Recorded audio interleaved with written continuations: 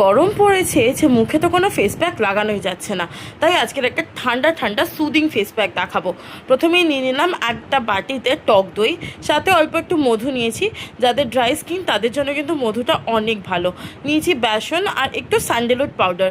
ব্যাস সব কিছু ভালো করে মিশিয়ে নিলাম।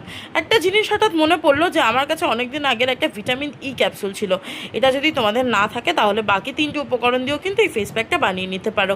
এই ফেস প্যাকটা খুব সুদিং একটা এফেক্ট দেয় স্কিনের মধ্যে, একটা ভালো গ্লো প্রোভাইড করে, মুখের এক্সেস অয়েলকে তুলে নেয় কারণ এতে বেসন রয়েছে, আর টক দই থাকার জন্য মুখটাকে ভেতর থেকে ময়শ্চারাইজও করে।